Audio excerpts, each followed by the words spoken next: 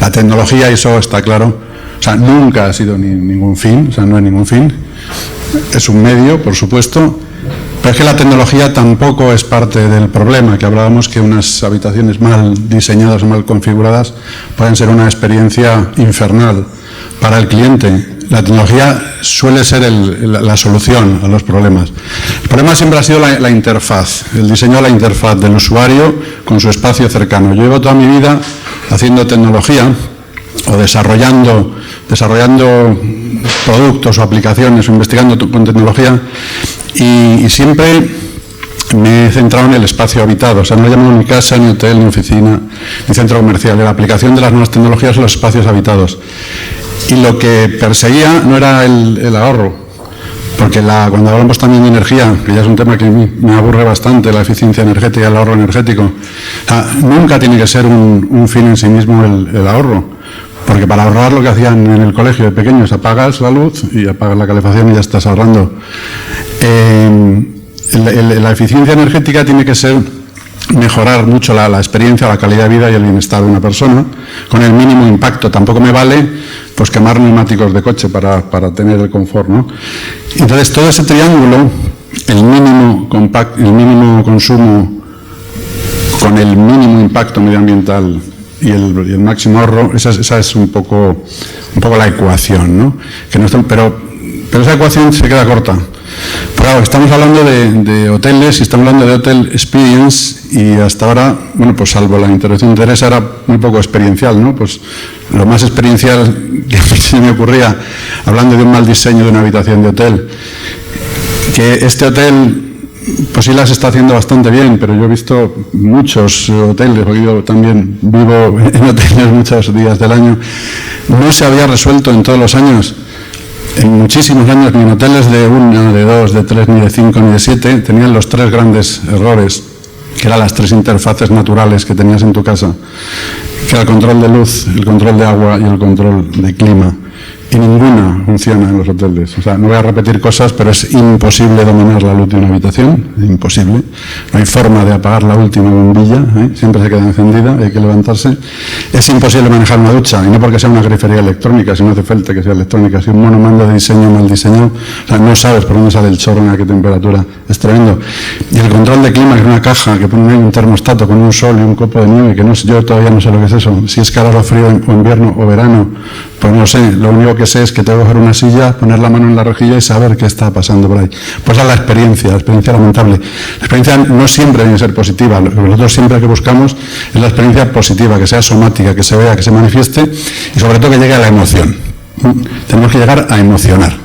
Me da igual con una pegatina y cambia el concepto de hotel y cambia la percepción y sales en todos los sitios, que una bóveda espectacular con 2.600.000, que me da igual, si es que para mí la materia, en este caso el material, tú hablas de luz y del color, es la experiencia, lo experiencial, lo sensitivo, y con eso tengo que conseguir a la emoción.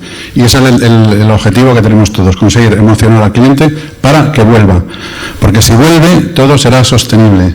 Y lo primero que tiene que ser sostenible en un negocio es la cuenta de resultados. Si tú consigues que eso sea sostenible, me da igual gastar la energía que tenga que gastar. Sí, me da igual, evidentemente, en edificios muy antiguos se consumía menos que en los modernos, porque aquí hay muchos elementos de consumo que antes no existían, pero es verdad que hay edificios antiguos que están mucho mejor construidos que los modernos y no necesitaban ninguna aportación energética. Una iglesia románica es un sitio perfecto. O sea, yo llamo esa sensación de iglesia románica cuando consigo hacer el sistema de climatización más sofisticado, más perfecto, con temperatura, humedad, color, de la temperatura del blanco. Tienes que sentirte en una iglesia románica, que no hace ni frío ni calor, o sea, compensa por una sensación también que es sensorial, que es de 5 sentidos en combinación. Y habrá que gastar todo lo que haya que gastar, pero lo que no hay que hacer es derrochar, ¿no? O sea, pues tengo que gastar y tengo que poner muchas luces para que se vean las cosas, se vean los platos en el restaurante, pues tendrá que haber luz. Me da igual de unos focos de unos faros de coche que un de alta eficiencia. Si yo no ilumino bien, ese restaurante no es sostenible y se acabó. Un dato que miré hace muy poco, la energía que recibe la Tierra en un día del Sol, en un día, es el consumo de un mes de toda la energía del planeta, que son 80 teravatios, sí, 80.000 megavatios. Entonces, la energía la hay, o sea que no hay problema ni de producirla ni de consumirla, lo que no hay es que derrocharla. Lo que hay que es usar la justa y la necesaria, y para eso muy importante es la envolvente, el contenedor, pero no las paredes, sino lo que pasa dentro. Hablábamos de medir agua, de medir kilovatios, horas. También lo que hay que medir son las personas, porque el elemento de regulación de la temperatura es la persona. Y el termostato tiene que ser la propia persona, no una cosa en la pared que puede falsear, ¿no?, esa medida. Pues para hablar de esas personas, de esos termostatos, de esos contenedores y de esos espacios, tenemos esta parte del cerebro, la parte emocional y la creativa, que son los arquitectos y los diseñadores. Está Silvia Ventura, Pablo y Teresa. Y paso la palabra, que hablen un poco y ya que se líe aquí. Bueno, si me toca a mí, toca a mí. Yo como llevo toda la mañana muy atento a escuchando cosas muy interesantes que me han hecho también llegar a algunas conclusiones o han estimulado mi pensamiento, ¿no? Estoy de acuerdo con una cosa muy importante que ya ha dicho Teresa, que es el reciclaje. Estoy de acuerdo con que tenemos que focalizar con el cliente. Estoy de acuerdo con lo que ha dicho otro compañero interiorista, que hay que dar una segunda oportunidad a las cosas, que es lo mismo un poco que dice Teresa, y bajo el punto de vista del arquitecto como soy yo y que se ocupa principalmente del interiorismo, me refiero sobre todo a lo que es el contenido de los hoteles, ¿no? Porque sí está bien que tenemos que tener mucha atención al ahorro, tenemos que gastar poco, gastar lo menos posible, sobre todo porque en la vida de un edificio el gasto es el 80% durante su vida y el 20% aproximadamente en su construcción.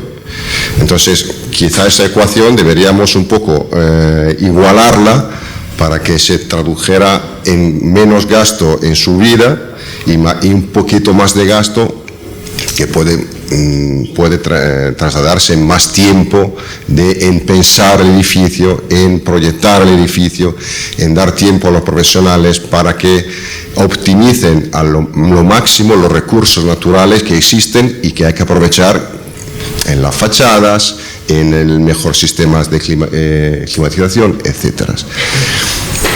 Y a nivel de interiorismo, a nivel de mobiliario, efectivamente, lo que se decía antes, se ha hecho muy poco todavía, quizá respecto a lo que se está haciendo en términos de construcción, de mantenimiento, en términos de instalaciones, ¿no? Porque hoy en día seguimos trayendo mobiliario de China o de Tailandia, de madera maciza, que nos cuesta poquísimo y estamos muy contentos porque podemos poner una pieza muy bonita en el hotel, pero esto ha generado un gasto increíble en el transporte y encima con el clima que hay a lo mejor aquí en España, a los 3 meses lo tenemos que tirar porque no funciona, ¿no?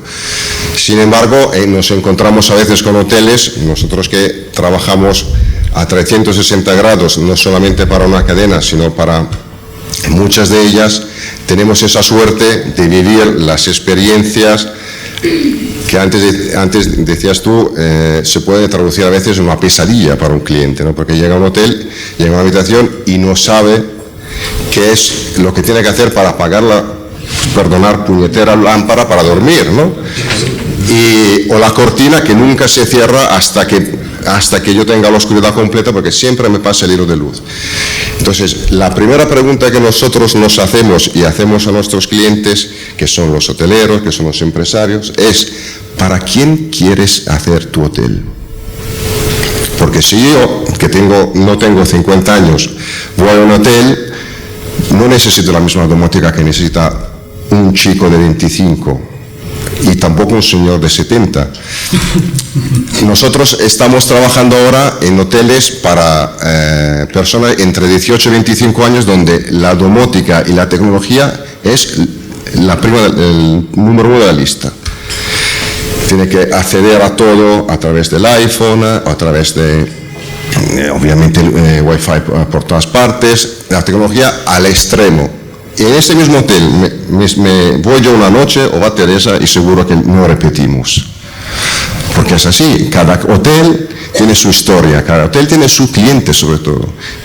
Y nosotros tenemos esta suerte de tener tantas experiencias dentro de nuestra empresa vividas y habiendo dado muchas veces con la cabeza contra la pared para poder aconsejar o sugerir soluciones para nuestros clientes, que a su vez van a tener diferentes clientes, porque cada hotel tiene una historia, tiene una vida, y cada vez más va a ser así.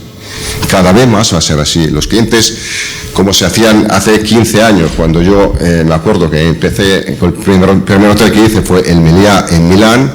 Meliá hacía los hoteles variando 2 o 3 materiales uno con el otro, pero eran prácticamente todos iguales. Y eso ha cambiado, eso ya no existe. O sea, cada hotel, ahora existen hoteles incluso temáticos dentro de contextos urbanos, no solamente en los parques de atracciones como existían antes, ¿no? Ahora se focaliza a las parejas, a los singles, a las personas de negocio, etcétera, ¿no? Entonces, cada uno va a tener sus necesidades. Entonces, nosotros como profesionales tenemos que ser capaces de interpretar esas necesidades dando la respuesta adecuada a cada uno. De parte del mundo de la industria también hay que aportar esa parte de sostenibilidad, digamos, para que, como están haciendo muchas otras empresas multinacionales importantes, que reciclan, que producen sus productos con material reciclado, pero es todavía algo muy limitado. Yo creo que estamos, en el mundo del interiorismo, estamos un poco atrasados en este ámbito todavía. Bueno, yo creo que todo lo que se está diciendo es muy interesante, porque cada uno lo afrontamos desde nuestra profesionalidad y cada uno lo vivimos de una manera diferente, ¿no? En la primera parte del debate lo vemos desde la parte más interna del hotel, es las piezas que muchas veces quedan ocultas y que luego los arquitectos y los interioristas hemos de hacer que eso estéticamente funcione y que el espacio se generen sensaciones, se generen espacios para diferentes funcionalidades, y que, aunque decía Paolo, es muy importante saber a qué target nos dirigimos, también, aunque seamos del mismo target, lo que buscamos son experiencias totalmente diferentes. Por mucho, a lo mejor habrá gente que será más tecnológica, otra que será menos, pero al final todos buscamos algo nuevo, algo diferente, pero sobre todo estar a gusto. Y todo ello, en el mundo del interiorismo, lo hacemos mediante elementos que muchas veces, cuanto más invisibles son, es que mejor estamos haciendo nuestro trabajo, ¿no? Como unos efectos de luz, como unos efectos de sonido, ambientales, y todo ello forma parte de también aprovechar todas estas herramientas que nos aportan los ingenieros, y por ello creo que es también muy importante el trabajar mano a mano con el equipo, porque nosotros sabremos de nuestra profesión, pero hay que integrar en estos espacios tan grandes y con tantos requerimientos la profesionalidad de cada uno. Y no es lo mismo tampoco un hotel como NH o como Rafael Hoteles que un hotel pequeño de ciudad o de pueblo, en el que no es una gran cadena hotelera, sino que es algo mucho más pequeño. Las tecnologías van a llegar de otra manera, y también es bueno poder hacer llegar ese mensaje desde los propios profesionales, ¿no? a esos pequeños equipos hoteleros. Creo también que que cuando nosotros visitamos, porque al final todos hemos ido a un hotel y según lo que vayamos a hacer, los requerimientos son muy, muy diferentes. Por eso, una de las cosas que siempre dicen, lo más importante es la localización de un hotel, ¿no? Y lo que le vayamos a hacer en él, porque por mucho que a lo mejor apliquemos diseño, apliquemos nuevas tecnologías, en la zona que estemos eso no funciona, no todo funciona para un mismo sitio, como puede ser en un hotel de playa, pues utilizar según qué materiales, como contaba antes Teresa, de que todos los materiales no responden igual, ni a la temperatura, ni a la humedad, ni nada de todo esto. Entonces, creo que es muy importante coger la información y todos los conocimientos de todos los profesionales que hay hoy en día y es un poco de todo lo que se va a acabar alimentando ese espacio y va a ser mucho más positivo para el cliente, para los trabajadores, porque también no hemos de olvidar que este espacio se ha de utilizar día a día por la gente que trabaja, con lo cual también ha de ser muy cómodo y muy práctico y luego para que dé una rentabilidad, ¿no? Creo que se tienen que utilizar muchísimos juegos para poder que todos tengamos un poco nuestra pieza y que el hotel funcione, que todo el engranaje vaya funcionando. Has dicho dos cosas muy importantísimas.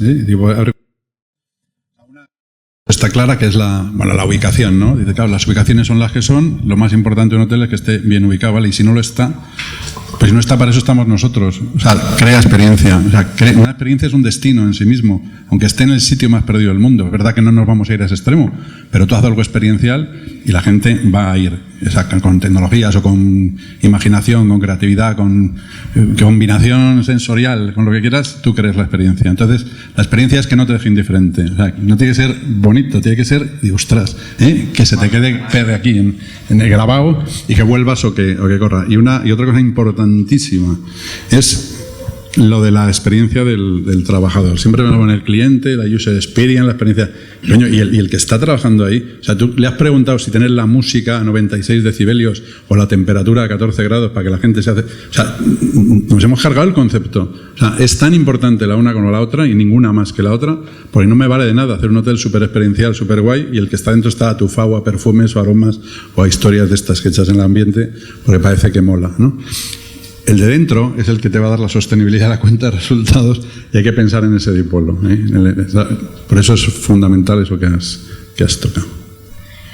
No, yo quería solo decir una cosa que me parece importantísima, que están abusando del diseño. Lo digo yo que vivo de esto además. Pero creo que con la tecnología, con Facebook, con Twitter, viajamos y ya el viaje es continuo y ya los hoteles viajan también demasiado y hemos perdido la ubicación de donde estamos. Entonces hay una cosa que yo creo que hemos olvidado todos y tenemos que, es un poco la llave para volver a tener unos buenos hoteles, es la ubicidad, la location. Por ejemplo, ahora estamos en este hotel Eurobuilding. Yo he entrado corriendo. Evidentemente estamos siempre acelerados porque la tecnología nos acelera. Corría en el hall, fantástica, maravillosa, pero podría haber estado en Tokio o en New York. Y esto es un enorme defecto hoy en día, porque yo creo que el secreto es dar una personalidad, volver a hablar algo del genius loci de aquí, contar que esto está en Madrid y no está hecho por aquí, y si estuviese en Barcelona sería totalmente diferente, y si estuviese en París sería diferente. Entonces esto crearía un cliente que diría, no voy a dormir solo en este hotel porque es bonito o es design, que estamos todos nauseados de cuánto design hay. Yo voy a dormir en este hotel porque además es de ahí. Nada más. Muy bien. Pero con un pequeño matiz, y ahora le paso el teléfono a Ventura.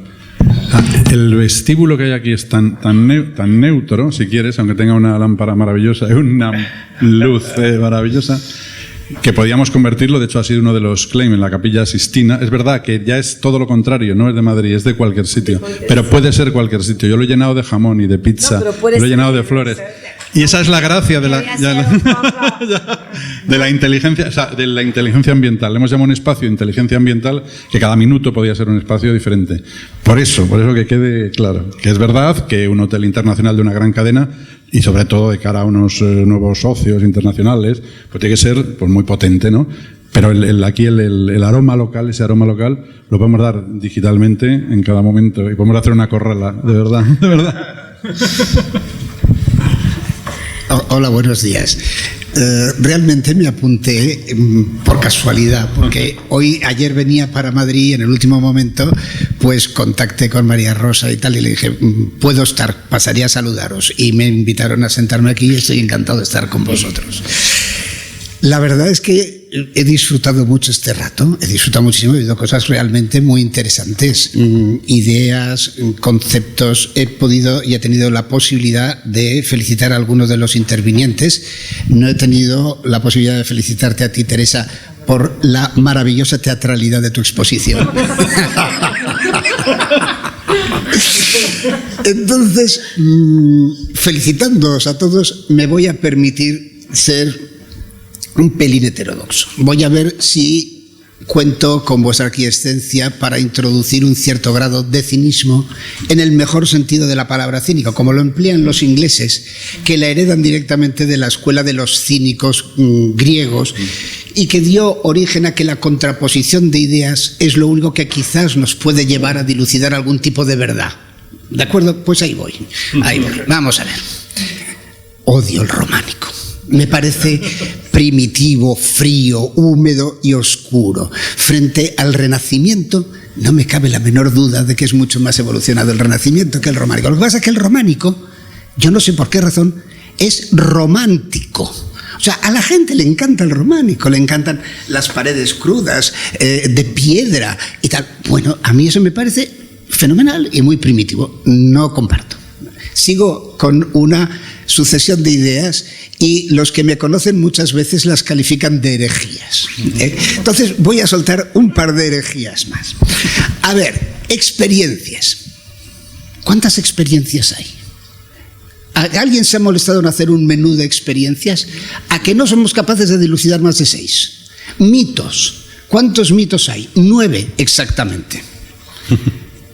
Por lo tanto, todos estamos trabajando sobre un menú muy concreto y muy conciso de experiencias. Por lo tanto, lo único que nos puede parecer es esto o aquello. A ver, nosotros somos un despacho que trabajamos en todas las líneas, desde el desarrollo urbano hasta la arquitectura sanitaria, tema también realmente importante para esta cuestión, y algunos hoteles. Bueno, pues os voy a contar algunas de las cosas que he oído aquí. Nosotros hace unos años tuvimos la oportunidad de desarrollar una idea de hotel para una cadena cuyo eslogan era hoteles con identidad que no idénticos. Por lo tanto, cada cual tenía que tener una motivación determinada. Este en concreto se iba a localizar en Lisboa y en el antiguo Palacio Episcopal de Lisboa, un edificio barroco de cierto valor arquitectónico. Y entonces toda la reflexión fue sobre la idea del barroco. ¿Qué es el barroco? ¿Qué fue el barroco en el siglo de las luces? ¿Y cómo entenderíamos el concepto de barroco hoy? Combinado y cruzado con a quién iría dirigido. Lo que hablábamos de esta generación joven y demás. Nosotros también reflexionamos sobre eso. Y reflexionamos siempre sobre lo mismo, vuelvo a insistir, porque estamos machacando las 6 ideas y no hay más que 6, ¿no? Pero evidentemente con algunos matices diferenciadores. Nosotros sí que tomábamos conciencia de que nuestros clientes, por el alto standing del hotel, porque era un 5 estrellas lujo, tenía que ser gente de una capacidad adquisitiva importante. Por lo tanto, había que darles una serie de opciones muy interesantes, en las que, además de participar activamente, recibieran un trato pasivo también muy compensatorio del esfuerzo económico que iban a hacer. ¿Y cómo íbamos a sintonizar? ¿Qué guiños les íbamos a hacer para conseguir o para intentar lograr algún tipo de complicidad emocional? Y ahí desenterramos el concepto de revival. ¿Qué entendemos por revival? Cuando un estilo o una moda vuelve a resurgir. Y entonces estuvimos haciendo una serie de estudios desde obras de arte, movimientos de moda, movimientos filosóficos y políticos, para intentar entender cuál era el ciclo, el ritmo temporal de los revivals. Y llegamos a una conclusión en absoluto científica. O sea, no la podría suscribir nadie. El único que la suscribe es un loco como yo, que termina diciendo lo que piensa y además se lo cree, ¿no? Que estaba entre los 15 y los 20 años. Por lo tanto, nosotros dijimos, será gente de entre 35 y 45, gente evolucionada, altos ejecutivos, gente muy formada, que ha vivido y que ha visto el mundo, y que además esto no le va a sorprender en absoluto porque viene de otros muchos. ¿Cómo nos aproximaremos a él? Pues bueno, vamos a buscar un estilo que se avenga con el estilo que él vio cuando abrió los ojos. Y esto me viene a mí de una experiencia personal. Cuando yo hice el primer bar moderno en Barcelona, con el cambio democrático, que venían las televisiones italianas a filmarnos y todo este tipo de cuestiones, alguien me dijo algo que me indignó profundamente. Oye, este bar que has hecho tiene un sabor años 50 increíble. Y yo, que quería ser un arquitecto moderno, rompedor y novedoso, casi le pego. Estoy hablando de Juli Capella. Quizás conocéis a este compañero. Y luego me fui a casa. Me serené después de haberme tomado los 2 o 3 whiskies correspondientes, etcétera, y empecé a pensar sobre el tema y dije, Corcholis, es que este señor tiene razón. Esto tiene un colorín y un olor años 50 de mi... ¿A que no sabéis en qué año nací? Claro. En 1950. Y eso se me quedó a mí aquí metidito hasta que pasó lo del tal hotel y tal. Entonces, ¿cómo hicimos evolucionar el sistema este del barroco? Dijimos, ¿qué es lo más barroco en nuestro tiempo? La informática. Por lo tanto, además el conjunto era muy complicado porque eran 3 edificios históricos que debíamos de concatenarlos y el que estaba protegido estaba en el centro. Por lo tanto, no había manera de hacer nada realmente funcional. Como no había manera de hacer nada funcional, decidimos hacer un laberinto. O sea, que la gente se perdiese en nuestro hotel. Por lo tanto, había que dotarle de una tecnología que le permitiera reconocer dónde estaba su habitación. Pero un poco la idea del laberinto o la idea de la gallinita ciega. Le vamos a dar a usted 3 vueltas y no va a saber exactamente dónde está, pero sí que le vamos a dar la guía de cómo encontrarse y de cómo encontrar su habitación o el lunch o lo que convenga. De tal forma que si usted decide volver, que no suele ocurrir frecuentemente en este tipo de hoteles, porque lo que se van buscando es experiencias nuevas en otros sitios, pero si usted decide volver, no va a reconocer el hotel, le va a parecer que es la primera vez que lo pisa. Total, un juego muy cínico, si os lo paráis a pensar, muy antifuncional. Yo casi me atrevería a decir que hasta estúpido. Y aquí lo dejo, para no hacerlo largo. Pero dos cosas. Yo no he dicho antes que me gustase el románico. Lo he dicho que bioclimáticamente era muy perfecto. Porque en invierno no hacía frío y en verano no hacía calor. Porque me gusta mucho más el Renacimiento y me gusta mucho más una catedral gótica. Era eso, era desde el punto de vista termodinámico. Perdona que lo haya cogido así. Claro. Es que me convenía. Ya, sí, muy bien. Muy bien. Y luego, segundo, la informática no es barroca. Lo que es barroca es la mente de algunos informáticos. La informática puede ser incluso minimalista. Es como lo de la energía o la tecnología. No son nada. O sea, son vehículos, son herramientas para conseguir emocionar. Te cuento un tema también para el diseño de unas interfaces de hotel de gran lujo, que dices, el gran lujo está, claro, relacionado directamente con el poder adquisitivo, y el poder adquisitivo normalmente con la edad, ¿no?, de una persona. Pero por eso no voy a poner tecnología, no lo sé. O sea, empiezo a pensar eso en cueros, en maderas, en grandes vinos, en unos algodones, en unos linos. Pero es que esas personas mayores, igual que si esto estamos hablando hace 10 años, yo no hablo de tecnología como hablo hoy, porque la gente presumía de ser antitecnólogo, o sea, incluso directores generales de negocios. Yo no tengo ni ordenador, ni quiero ordenador. O sea, ¿cómo puedes presumir de eso si es una herramienta para conseguir tus resultados? Aparece un iPhone y a partir de ahí cambia todo, porque es el primer aparato que la abres y no tiene manual y la gente lo maneja. Eso es lo que hace el cambio de paradigma. Entonces, la tecnología es aceptada, incluso demandada. La gente lo quiere. Si lo tiene en el coche, por muy Bentley o por muy Rolls Royce que sea, ya no es la madera, ya todos tienen tienen toda la tecnología integrada. Entonces dije, ¿cómo hacemos para que esa persona, no sé, de 60 sea compatible con mi interfaz igual que un chaval de 22? Sabiendo que los dos, es verdad que el uso será distinto. Uno quiere hiperconectividad, mejor otro quiere confort. Uno quiere seguridad y el otro quiere divertimento, no sé, ocio. Digo, pues la interfaz. Hice un libro. O sea, igual que a la persona joven, me da igual, le dejas una tableta sin nada, que la encienda y que investigue si sube la persiana, baja la temperatura o abre o pone la bañera. Hicimos un libro maravilloso de piel, de tapas de piel blanca, que solo tenía fotos y no ponía nada. Mi tentación fue, digo, voy a dejar una tarjeta encima del libro que ponga, si tienes frío o tienes calor, abre el libro. Y no pusimos ni eso. Entonces, ¿qué ocurría? Y aquí hay una tecnología detrás alucinante. Abrías el libro por la página que fuese y salía una foto del desierto. Tú no sabías lo que empezaba a pasar, pero el blanco se volvía cálido, subían los grados Kelvin del blanco. La temperatura subía un poquito y no pasaba nada más. Pasabas una hoja y veías un iceberg, un iglú del Polo Norte. El blanco se hacía frío, se ponía el fan y la temperatura bajaba. Y ya había un diálogo. Y dices, ostras, ya sé lo que está pasando. Y buscabas una hamaca, buscabas la primavera, un campo de lavandas, la noche, la luna, el sol. Eso es perfecto. Esa es la interfaz más perfecta. No tenía idiomas, no tenía edad, no tenía religión, no tenía nada. Y sin embargo había una gran tecnología detrás, que era control de clima, de temperatura, de humedad, de temperatura de luz, de motorizaciones, de caudales de agua, la leche. Pero no hablábamos, nadie sabía que había tecnología. Él sabía que buscaba una foto de lo que quería, buscaba la luna y la habitación se ponía en modo noche. Poco a poco le inducía al sueño. Y por la mañana programaba un amanecer a la carta y decía, quiero despertar en las Islas Fiji.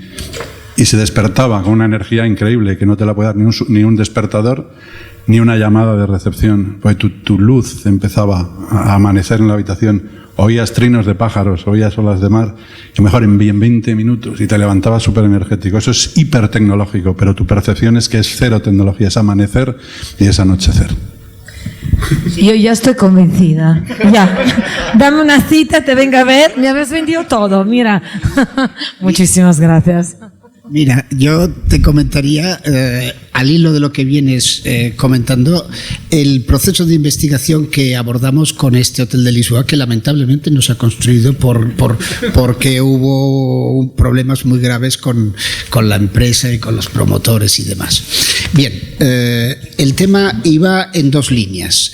Una era la habitación. ¿Es posible modificar, cambiar, adaptar la habitación a tu gusto? Estuvimos haciendo una serie de trabajos, porque yo también trabajé hace muchos años en el tema del teatro y en el tema de los movimientos de pavimento y de cambio de escenografías para los distintos actos y los distintos cuadros del teatro. Y estuvimos ensayando si sería posible dotar algunas habitaciones de la capacidad de ser razonablemente adaptadas o transformadas desde el ordenador del cliente que quiere ir a pasar unos días a ese hotel o una noche a ese hotel.